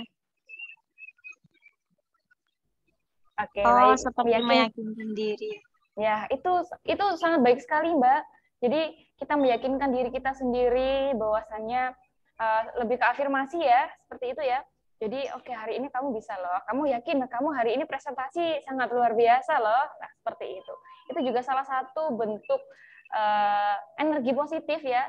Selain dari support orang lain, mungkin dari teman kita, semangat ya, semangat. Selain dari itu, dari diri kita juga sangat berpengaruh terkait dengan motivasi kita untuk melakukan kegiatan-kegiatan kita sehari-hari. Seperti itu, Mbak. Baik. Cukup ya, Mbak Rini. Untuk mempersingkat waktu, kita selanjutnya. Pertanyaan selanjutnya. Dari Mas Rizky Nur Iksan, tadi kan udah dijawab ya di depan sama pertanyaan si Araya ya kalau nggak salah tadi. Kita lanjut ke pertanyaan Laura Aderasi. Yang pertama, mengapa seseorang bisa mengalami masalah kesehatan psikologis dan bagaimana mengatasi masalah tersebut? Yang kedua, bagaimana mengatasi rasa cemas yang berlebihan? Seperti itu. Oke, baik. Kenapa sih kita itu kok mengalami gangguan psikologis? Ini saya tanya kepada teman-teman semuanya ya. Apakah teman-teman semua di sini bisa sehat secara psikologis semuanya 100%? Bisa nggak? Apakah kita bisa sehat 100% secara maupun secara fisik maupun secara psikologis ya? Tidak bisa ya? Nah, oke. Nah, teman-teman sebenarnya sudah bisa menjawab semuanya di sini ya. Nah, terkait dengan kenapa sih kok orang itu bisa terkena gangguan psikologis, ya itu pasti kita alami semuanya. Setiap orang itu pasti mengalami gangguan psikologis. Terkait mungkin cemas atau mungkin grogi akan presentasi, grogi akan ada ujian dan lain-lain, itu merupakan gangguan psikologis. Ini tergantung dari tingkatan dari gangguan-gangguan tersebut. Seperti itu ya teman-teman ya. Jadi orang-orang itu tidak bisa kita 100% murni, kita tidak terbebani oleh apapun, itu tidak bisa. Pasti orang kaya pun, orang yang se-perfect apapun, itu dia pasti mengalami tekanan-tekanan. Tetapi tekanannya itu berbeda, seperti itu. Setiap orang pasti memiliki tekanan-tekanan yang berbeda. Seperti itu ya, Mbak ya. Nah, lalu untuk pertanyaan kedua tadi, Mbak Ani, bagaimana cara mengatasi cemas yang berlebihan? Mengatasi cemas yang berlebihan. Nah, tadi sudah saya jelaskan ya, bahwasanya kita juga harus tahu obat saya ini apa. Jika saya cemas, obat saya ini apa. Nah, di dalam psikologis, di dalam dunia perobatan juga pun, itu dosisnya itu tergantung pada diri kita sendiri. Jadi kita tidak bisa, kayak mungkin Mbak Ani lagi pusing, terus saya kasih obat, obat pusing yang A gitu ya. Itu berbeda kadarnya dengan saya. Saya pasti memiliki kadar yang berbeda dan pasti memiliki mungkin dengan jenis obat yang berbeda pun. Sama saja dengan kesehatan psikologis. Obat saya dengan obat orang lain itu juga pasti berbeda. Nah, yang pertama, kita harus bisa memahami saya ini cemas karena apa. Ya, Mbak. Ya. Jadi kita juga harus memahami saya cemas karena apa. Contoh, saya cemas ketika saya dihadapkan dengan permasalahan contohnya mungkin tugas yang begitu banyak, saya merasa cemas, saya bingung mau mengerjakan dari mana. Contoh, itu permasalahan seperti itu. Oh, jadi jika saya dihadapkan dengan permasalahan yang sama, saya akan merasa cemas. Itu poinnya. Kita memahami terkait dengan kenapa saya seperti ini. Nah, yang pertama itu, kita memahami kenapa saya kok cemas. Mungkin karena terpikir apa, itu poin pertama yang harus kita ketahui. Yang kedua, ketika saya cemas, apa yang saya lakukan? Apakah saya tidur, mungkin untuk mengurangi cemasnya, untuk mengurangi stresnya? Ada orang-orang yang memilih untuk tidur menyendiri untuk mengurangi rasa itu, ada orang-orang yang mungkin healing dan lain-lain. Itu setiap orang pasti berbeda. Kita harus mengetahui obat kita sendiri. Ya, untuk langkah pertamanya tadi kita harus mengetahui penyebab dari cemasku itu apa ya. Nah, jika kita sudah mengetahui apa yang saya lakukan ketika saya lagi cemas, seperti itu. Nah, ketika saya sudah mengetahui dan melakukan untuk meminimalisir terjadinya cemas, otomatis ya saya akan lakukan hal ini lagi ketika saya dihadapkan dengan kondisi tersebut. Jadi cemas itu nggak datang mungkin sehari 3 kali, itu nggak seperti itu. Cemas itu sangat kondisional sekali, sangat random sekali. Jadi hal-hal seperti itu. Sekarang saja mungkin lagi presentasi cemas gitu ya, nanti gimana. Siapa tahu nanti setelah ini ada permasalahan yang timbul. Ya karena permasalahan di dalam sehari-hari itu sangat dinamis sekali, sangat perputarannya sangat cepat seperti itu. Maka dari itu penting sekali kita mengetahui diri kita sendiri. Seperti itu, Mbak. Jadi untuk meminimalisir ya kita kembali kepada diri kita sendiri, kita mengetahui. Yang penting itu adalah literasi terkait dengan kesehatan mental. Kita mengetahui bahwasanya saya tidak baik-baik saja seperti itu. Baik, terima kasih Mbak Lilis atas jawabannya. Sudah cukup ya Mbak Laura. Kemudian lanjut ke Mbak Dwi Astriani, izin bertanya untuk rilis perasaan atau melepaskan emosi yang sedang kita rasakan agar tetap dalam keadaan stabil itu seperti apa ya? Oke, jadi bagaimana sih intinya perasaan kita agar kita tetap stabil seperti itu ya? Agar kita bisa mengelola emosi, perasaan, dan lain-lain, seperti itu ya. Bagaimana sih caranya? Ini sedikit nyambung dari jawaban saya sebelumnya ya, yaitu ketika kita sudah memahami terkait dengan diri kita, dengan pengelolaan, otomatis jika kita dihadapkan dengan kecemasan, gangguan psikologis dalam kehidupan kita sehari-hari, kita bisa mengelola, bisa memanajemen. Ya, kalau kita sudah bisa mengelola, memanajemen, otomatis kita bisa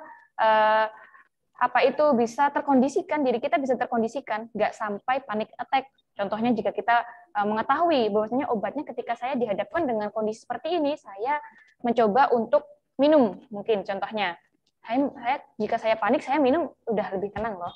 Gitu. Nah, jika kita mengetahui obat-obat dari diri kita sendiri, ya kita pasti akan merasa lebih lega jika kita dihadapkan dengan gejala-gejala tersebut. Mungkin gejalanya saya panik nih karena mau presentasi tugas.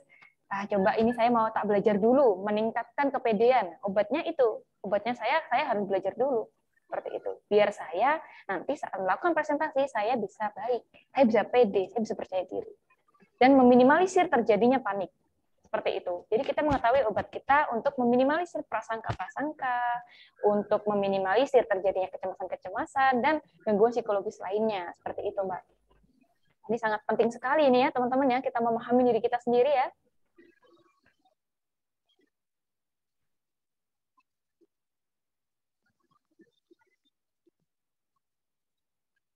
Baik, terima kasih Mbak Lilis ya. Berhubung waktunya sudah hampir habis, kita kasih waktu satu lagi Mbak Lilis, satu pertanyaan lagi sebelum selesai. Yaitu dari Risma Cahya Kenya Smara. Kak, izin bertanya, kenapa saya susah untuk percaya sama teman sendiri saat akan curhat? Dan lebih suka memendam masalah sendiri, ragu untuk bercerita, takutnya dia tidak merespon curhatan kita. Oke, baik. Ini sebenarnya sudah saya singgung dari awal ya. Ketidakpercayaan kita dengan orang lain. Yang pertama tadi terkait dengan pemenuhan psikologis remaja, yaitu yang pertama belongingness terkait dengan perasaan diakui. Nah, mungkin mbaknya tidak merasa bahwasanya saya diterima oleh teman saya. Maka dari itu timbullah saya tidak percaya, atau mungkin ada trauma terkait dengan hal itu. Saya dulu pernah cerita ke teman saya loh, padahal temannya yang diceritain ini berbeda lagi. Ke sahabat saya waktu SMP loh contohnya. Nah, tetapi sahabat saya itu membicarakan ke orang lain. Timbullah trauma, timbullah ketidakpercayaan terhadap orang lain. Padahal itu di waktu SMP. Itu terbawa sampai sekarang. Ketraumanya, ketidakpercayaan terhadap orang lain itu dibawa sampai sekarang. Nah, itulah bahayanya, itulah apa ya, bahayanya pikiran-pikiran negatif, trauma-trauma, itu bahayanya itu nggak hilang seperti itu. Jadi bila kita ibaratkan diri kita itu selembar kertas kosong, pengalaman-pengalaman kita, trauma-trauma kita, perjalanan kita sampai detik ini, jika hal itu mengena, goresan itu sangat mengena, hal itu tidak bisa kita lupakan sampai kapanpun. Kita tetap bisa ingat, tetapi kita bisa meminimalisir, memaafkan, menutupi, menggores lagi dengan catatan-catatan yang lebih baik lagi. Nah, mungkin Mbak yang bertanya ini ada trauma terkait dengan curhat kepada teman. Mungkin temannya diomong-omong nih, atau mungkin tidak terpercaya, atau mungkin ketika curhat malah disepelekan. Oh, alah mandek gitu aja, masuk kamu nangis, masuk kamu gini. Nah, itu adalah hal-hal yang sebenarnya ya jangan kita lakukan gitu, seperti itu. Jadi untuk membangun kepercayaan kita kepada orang lain itu juga sangat sulit sekali untuk menimbulkan prasangka baik kepada orang, padahal orang yang kita curhati itu berbeda dengan orang yang dulu itu. Nah, itu terkadang suasananya, terus prasangkanya itu masih terbawa sampai sekarang. Nah, maka dari itu penting sekali ya teman-teman ya untuk kita sampai saat ini itu berpikir positif. Jadi mindset positif itu sangat berpengaruh terhadap kehidupan kita sehari-hari. Jadi yang pertama, jika kita berpikir positif, bermindset positif, itu pasti akan melahirkan perkataan yang positif juga. Ya kan? Jadi jika kita berpikir positif pada teman kita, itu pasti kita melahirkan perkataan yang baik juga dengan teman kita. Seperti itu. Nah, ketika sudah melahirkan perkataan yang baik, itu akan melahirkan perilaku yang baik juga. Nah, ini prasangka pikiran ini sangat penting sekali berada di poin yang pertama, sehingga melahirkan poin-poin perkataan yang baik, perilaku yang baik, dan yang terakhir akan melahirkan kebiasaan yang baik. Jadi berpikir positif, prasangka positif, mindset yang positif, itu akan melahirkan prasangka-prasangka yang lainnya, tindakan-tindakan kita. Nah, jika kita berpikir negatif kepada orang lain, pasti yang berucap di mulut kita, itu pasti kata-kata yang kurang baik terhadap orang tersebut. Ya kan? Nah, jika sudah melahirkan perkataan-perkataan yang kurang baik, pasti akan perilaku kita juga kurang baik terhadap orang tersebut. Entah mungkin yang biasanya menyapa sekarang tidak menyapa, atau mungkin nggak diwawuh ya, tahu ya, nggak ditanya, nggak di itu. Nah, itu pasti akan menimbulkan perilaku yang kurang baik juga. Maka dari itu biar kita tenang, biar diri kita sendiri tenang ya. Buat apa sih untuk kita berpikiran negatif juga nggak ada untungnya kan ya. Nah, lebih baik kita mencoba bermindset positif, berpikiran positif untuk melahirkan perkataannya positif, perilaku yang positif, dan tindakan yang positif, dan kebiasaan yang positif. Seperti itu. Seperti itu Mbak Ani. Baik, terima kasih Mbak Lilis atas pertanyaan terakhirnya ya, luar biasa sekali. Berhubung waktunya sudah mepet, kita lanjut ke sesi berikutnya aja ya Mbak Lilis, yaitu pengumuman untuk peserta teraktif dan penanya terbaik. Kira-kira siapa ya yang teraktif dari awal sampai akhir?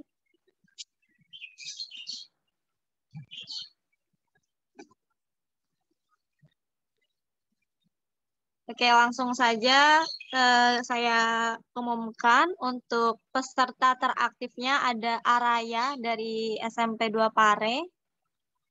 Mana ini Raya? Lagi on cam. Tadi kamera mic-nya lagi error ya. Kemudian ada penanya terbaik yaitu Mailiana Zahratus Soliha dan Dwi Astriani sebagai penanya terbaik. Nanti untuk door prize-nya silakan hubungi admin ya. Nanti adminnya akan ngechat di grup. Nah, nanti door prize-nya akan dikirimkan oleh admin. Kemudian jangan lupa untuk mengisi absensi yang sudah di-share di kolom chat ya teman-teman untuk sertifikatnya nanti. Yang belum absen, silahkan absen dulu. Nah, Cukup terima kasih ya dari saya. Selaku moderator, mohon maaf apabila banyak salah. Saya kembalikan acara kepada Mbak Siska selaku MC ya untuk penutupannya. Terima kasih semuanya.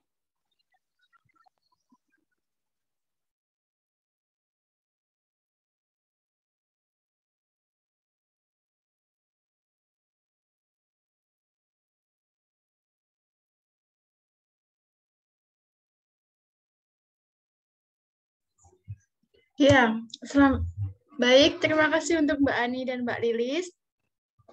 Mohon semuanya on cam untuk foto bersama. Ayo semua on cam.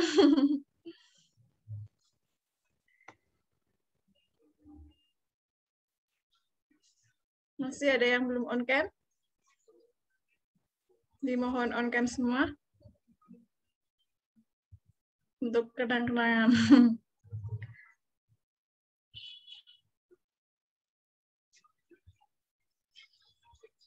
Udah on cam semua ini? Masih ada yang belum? Ya, ayo semua on cam. Gak apa-apa.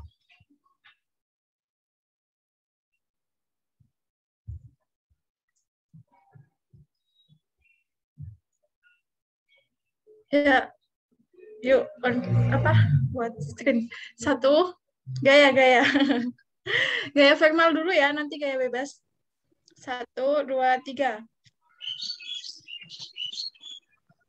Udah. Ya, gaya bebas yuk. Gaya bebas 1, 2, 3. Gaya bebasnya gimana?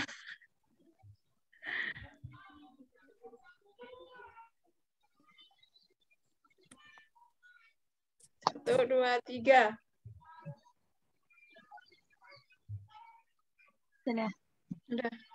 Ya, baik. Terima kasih untuk Mbak Lilis dan Mbak Ani. Baik sekali untuk penyampaian Mbak Lilis. Bentar.